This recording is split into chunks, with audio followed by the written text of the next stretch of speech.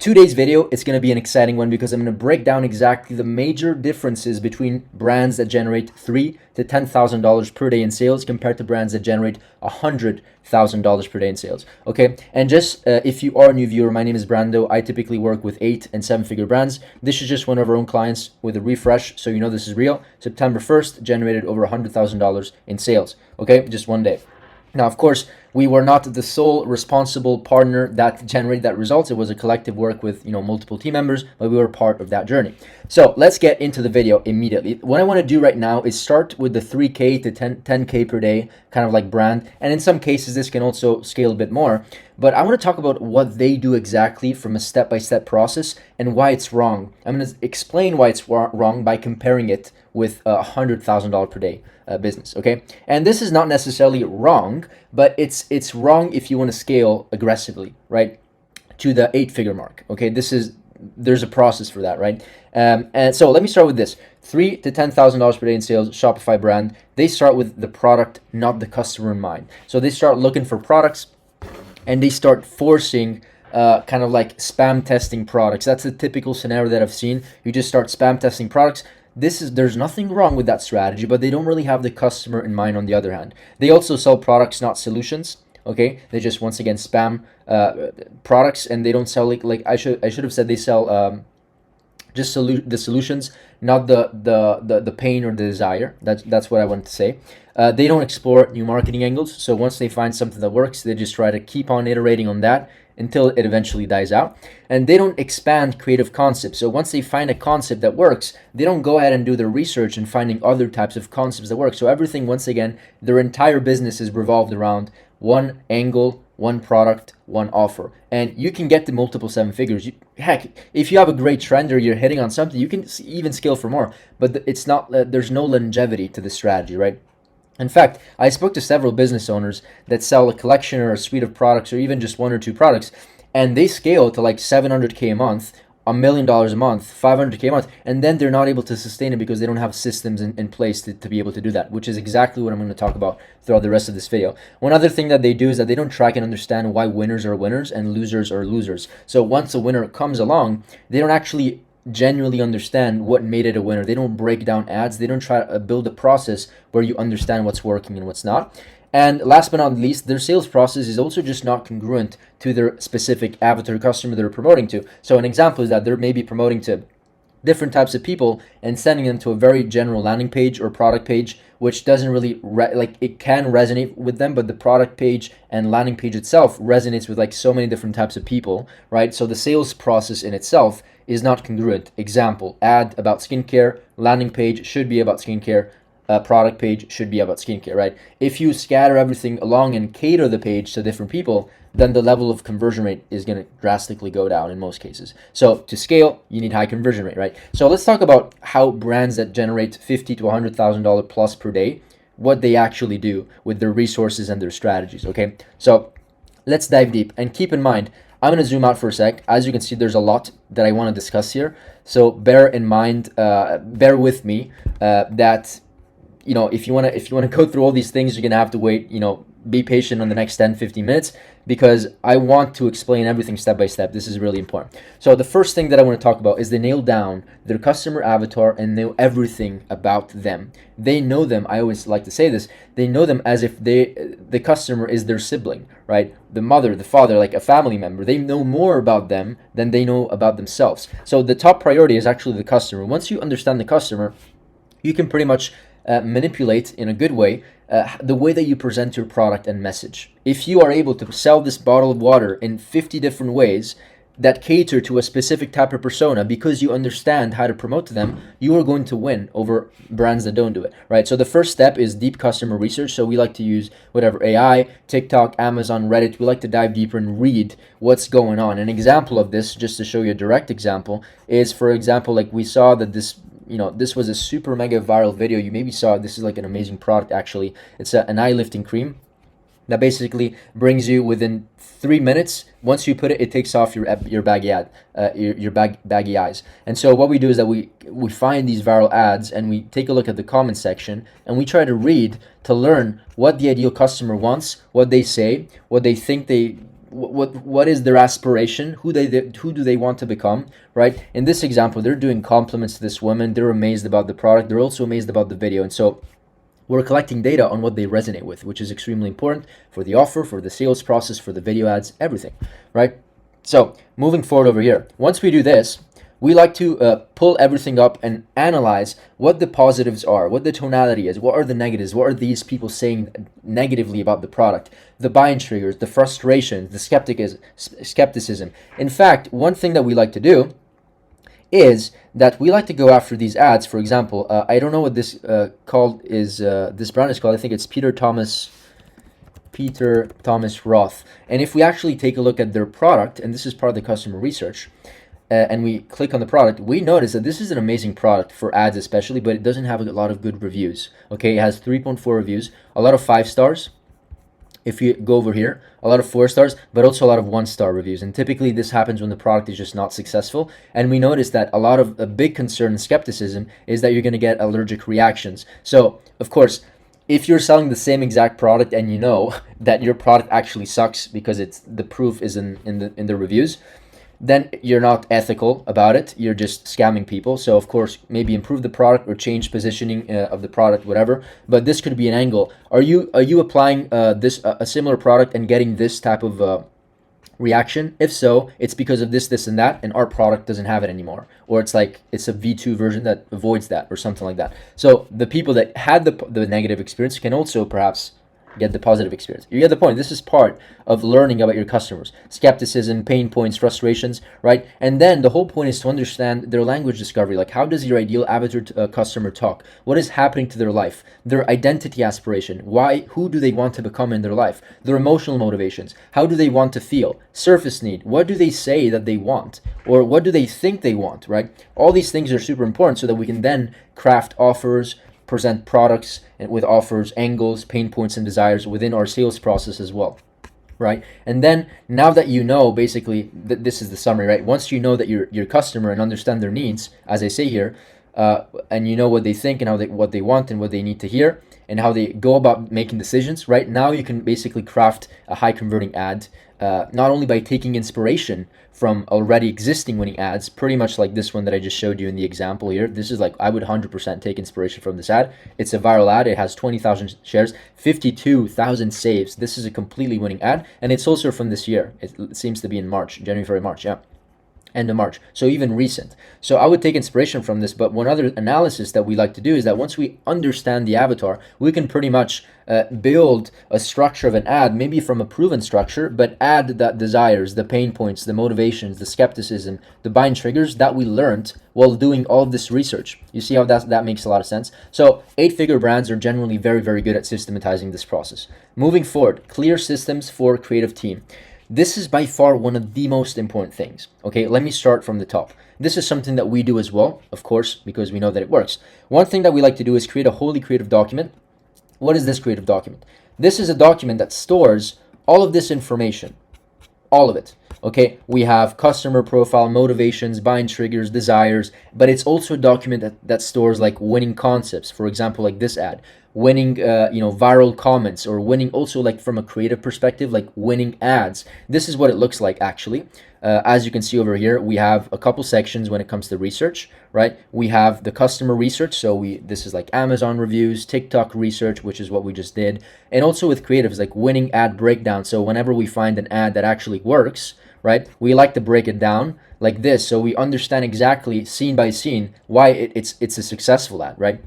Okay, this is really important. So we break down the framework of the ad, what made the ad up, and also the buying triggers, what happened throughout the ad, what was being said throughout the ad that allowed the conversion to happen. And this is the structure. So getting back to this, once we have this document, we share it with the creative team, and this allows them to go from building a process that has a creative low hit rate to a higher hit rate. What's a low hit rate? It's basically means when you, and if you're seeing this video, maybe this is your case, you're testing like 100 ads and like 1, 2, or 3 ads out of 100, literally 100 tests on the ad account, maybe pops up, right? We want to go from that to like an infrastructure where out of 100 ads or 100 concepts, at least like 13, 10, 12, 13, 14, 15 actually succeed, right? And this is possible if you actually take your time and do ads with intent. And one other thing that 8-figure brands do, and we do this as well aggressively within our team, and we're like forced to do this, is that we have two types of meetings. Okay, the first meeting, right, super important, is a weekly creative meeting, and this is led by the head of performance. Typically the person could be like the head of media buying, somebody who is in charge of performance of the company, could be you as the founder, or as, if you want to keep it small. And you speak with the creative strategist and the media buyer so that you connect them, right? It doesn't make sense for a creative strategist to just go on TikTok and look for viral things, and also while not looking into your own ad account and understanding what's working in there. So there needs to do two things that a creative strategist needs to do. They need to do research, right, and understand what's viral, what's working, and all that thing. And then they also need to communicate with the media buyer and the head of performance to know and understand what's working in the ad account. Because if you don't combine the two things, you're pretty much guessing and doing guessing work. So based on that, then we can make iterations and next tests. The other type of meeting is a weekly meeting with editors. So this is led by the creative strategist, and it's on the top, and they're basically leading the editors and analyzing ads together to say, hey, video editor number 2, whatever, Sarah or Lua or whoever is on your team, this should be improved in this other way, or we should add this type of B-roll to this type of script in the future because it improves the perceived value of the product, or you should add faster pacing, or you should go a bit slower, you should change music, you get the point. So here we're talking about ROI and identifying research and putting together research and at media buying, right? And here we're just trying to increase the quality of video editing to make it better and to crack winning ads. So if you combine these two things along with a wholly creative document where you store all the information of winning ads, avatars, research, customer mining, then it's pretty much, you're making it impossible for you not to eventually increase your hit rate. One other thing that is really, really important here is just tracking everything into a command center. So whenever we track and do all this research, whenever we launch it in the ad account, we actually don't only launch it in the ad account, we launch it in here. So every single test that you see here, 1, 2, 3, 4, this is a creative batch made up of 3, 4, 5 ads. And so test number 2, this is how we would name it into the ad account. And then we basically record every single component that made the creative concept up so that we know exactly, once it works or it fails on us, we know exactly what made the concept up in the first place. And then we also record, like for example, the main emotions, the avatar, the hook, the messaging, the marketing angle, right? The copy, the creatives, whether it was an image, a video, or a GIF, right? The carousel, whatever the structure is. And then we also record some important metrics like cost per click, conversion rate, hook rate, hold rate. This is all kind of empty and random because it's a demo command center. If you want the link to this, there's a link down below. You can get it. It's completely free. It's called Command Center or 8-figure resource center. I think it's like the 4th or 5th link in the description. Okay, and this is also how we track win rate, percentage wise and proportion wise, the concepts that we test, like 14% were comment overload, 14% were AI UGC videos, 14% were UGC mashups, another 42% was like raw UGC videos, right? You get to basically analyze the situation and all that stuff. Okay, so it's really, really important to track everything. Going back to this sheet, the next thing that 8-figure brands are really, really good at doing is scientifically, I can't spell here, a scientific way of testing new ads and analyzing failed ads. So whenever we basically see that ads are failing, right, and see that ads are not failing and working, we want to analyze both, right? And so this is an example, right?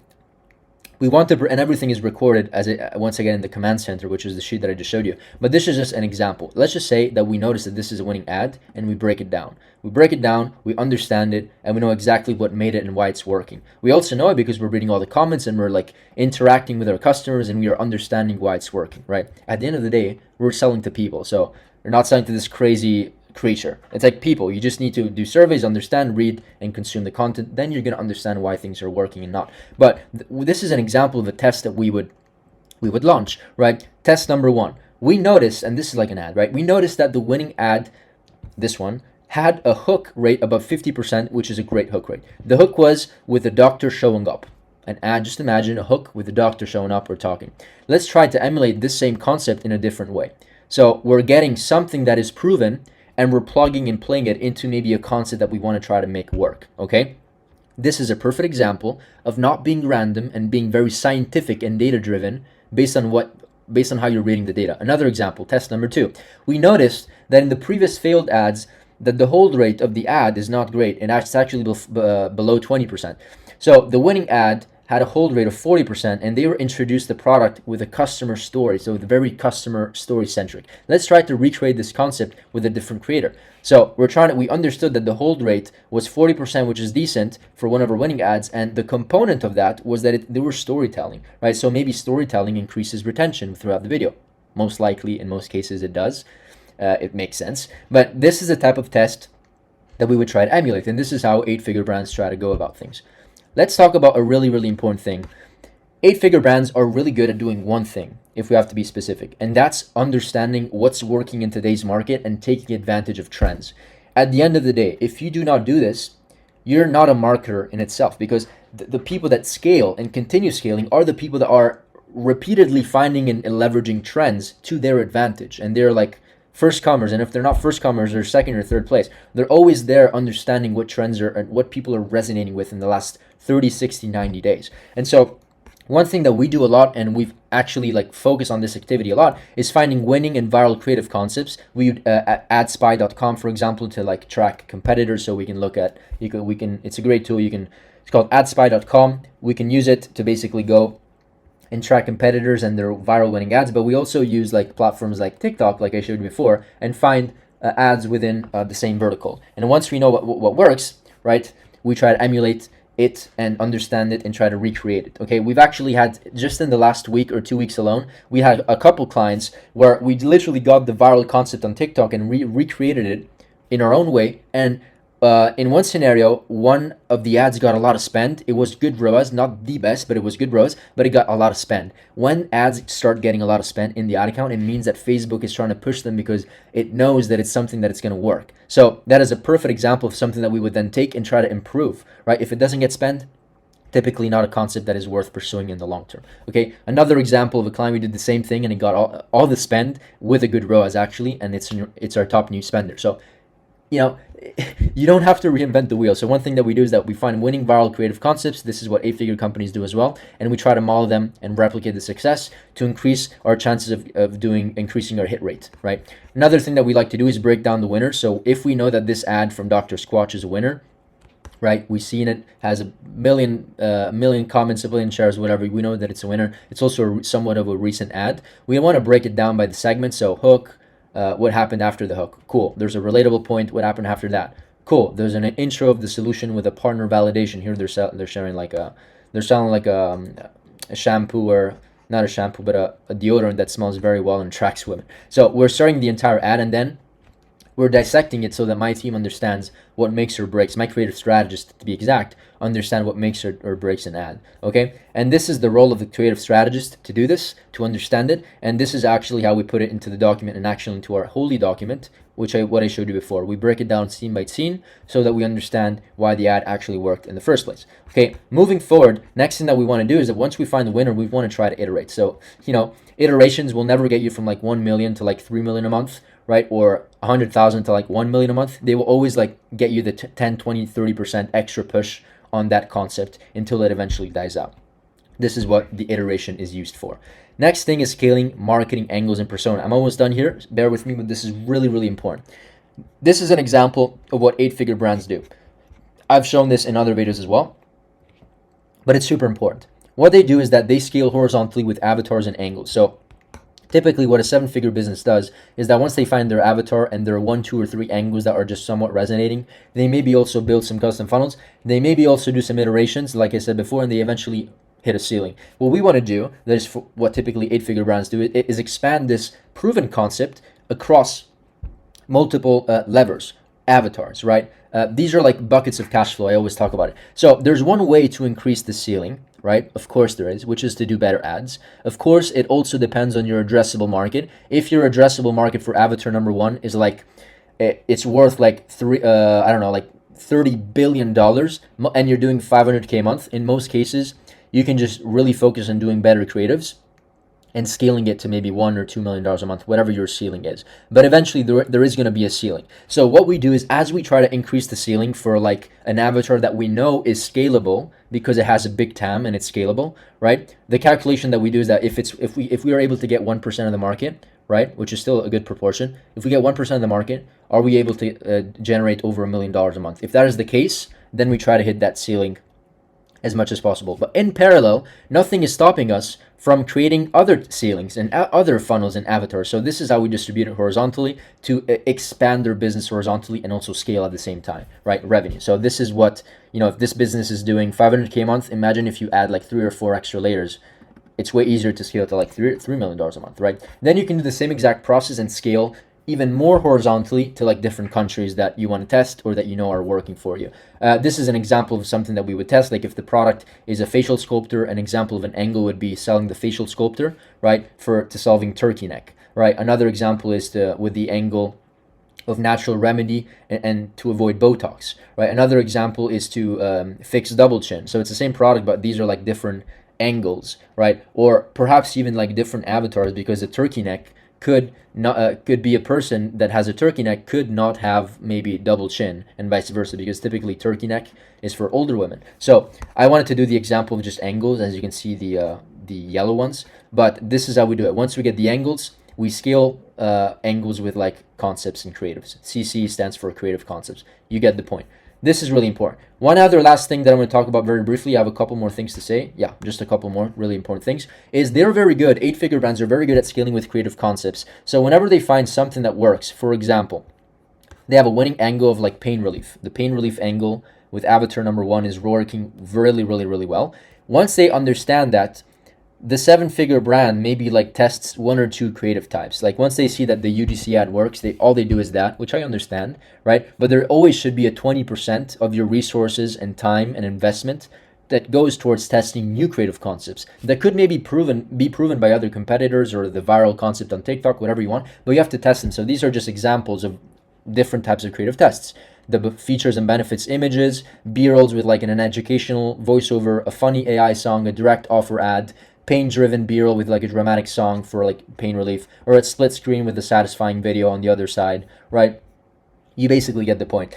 The concept of this is very simple, actually. Once we have a product and we have multiple angles, right? This is, for example, the, knee pain, right? If I can spell, whatever, you get the point. Knee pain.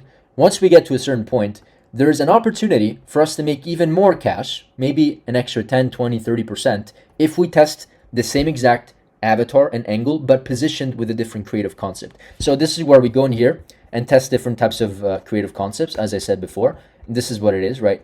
Concept number 1, 2, 3, 4, with the same angle. And this allows us to unlock an extra revenue potential. Like potential loss, this is literally potential lost revenue if you don't implement more creative concepts. You get it, right? I hope you do. So you test something, it works, angle 1. If you don't test more creative concepts, this is your limit. If you do, most likely you can scale a bit more. This is why we do this thing. And these are just some other examples, right? Educational, us versus them, magazine press, image ad, boomerang, reviews, unboxing, reaction videos, comment overloads, trending TikTok sounds, TikTok response bubbles, right? POVs, AI songs, you get the point. Next thing and last thing, sales process congruency. 8-figure brands are in most cases very good at creating a congruent sales process. What does that mean? If we're talking about knee pain, the ad talks about knee pain. And then they lead people to an advertorial that talks about knee pain. And then they send them to another product page or sales page that talks about knee pain. It's not like about 7 different problems. In fact, we can see examples of this in other companies, if I can pull one up, of like the spoiled child, right? This is like they're sending people to like a quiz funnel, but for skin specifically. And if we take a look, and I filtered by this landing page, right? I can take a look about that. Let's see, like active ads, bear with me. So I basically clicked on this. This is one of their most popular URLs, I think, or they're doing quite well. This is just an example. And the skincare quiz is just about skin, right? This is a company that also solves other problems like supplements and other types of mom issues. They're selling to moms. And so all of these ads are about their skin.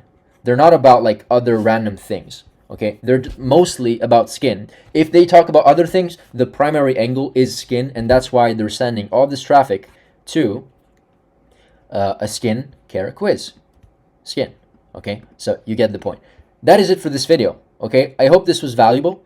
Let me know if you have any questions. If you are a brand doing at least $100,000 a month and you want to explore the opportunity to work with us, you can do so. If we have capacity, you're going to find an open calendar. We actually leave the calendar open as well, even if we don't have capacity. We only work with like 10 to 12 clients, so it's a very limited capacity. But if we do, feel free to explore, book a call. Regardless, we can have a good consulting call with me or one of my team members, and we can break down if there's an opportunity for us to come in and actually make a difference. Okay, that is it for this video. Book a call, see you on the call, and definitely see you in the next video. Bye.